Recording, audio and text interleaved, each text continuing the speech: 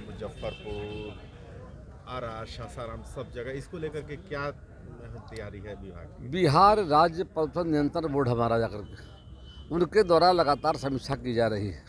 मेरे स्तर पर समीक्षा की जा रही है जाकर के। इन बातों को देख रहे हैं कि बिहार में बड़े पैमाने पर उद्योग उजाल बिछे रहे हैं जाकर के। बड़े पैमाने पर ध्वनि प्रदूषण की शिकायत भी आ रही थी जाकर के, वायु प्रदूषण है जाकर के, जल प्रदूषण के बारे में बात आ रही थी जाकर के। इन सारी बातों की लगातार समीक्षा की जा रही है और संबंधित विभागों को संबंधित हिदायत दी जा रही है, उसकी निगरानी की जा रही है जाकर के है। और जहाँ भी शिकायत मिल रही है तो वैसे इंडस्ट्री हो, कोई संस्था हो जिनके लापरवाही से प्रदूषण बढ़ रहा है, उनको फाइन भी किया जा रहा है, जुर्माना लगाया जा रहा है उनको जाकर के, उन पर केस भी किए जा रहे हैं जाकर के हैं।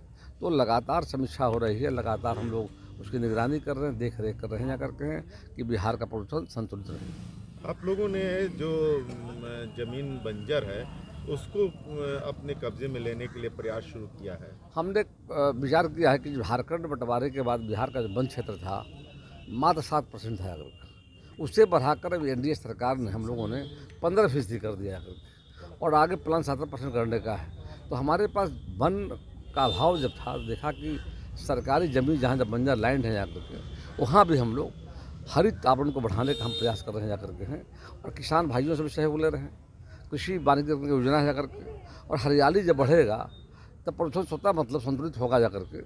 और जो बिहार में बड़े पैमाने पर इंडस्ट्री हमारे जाकर के बड़े पैमाने पर मान लेते हैं जाकर, मैं देख रहा हूँ जाकर के शिकायतें आ रही है, थर्मल पावर से भी शिकायत आ रही थी, उनको भी हिदायत किया गया है जाकर के कि उस तरह की चीज़ों से कैसे ईंट भट्ठे जो बड़े पैमाने पर चल रहे थे बिहार में जाकर, उनको भी हम लोगों ने मतलब लगातार नोटिस देने का काम कर रहे हैं। तो कुल मिलाकर बिहार में प्रयास जाकर के है कि आने वाले समय में हम हरित आवरण को बढ़ाएं जाकर के।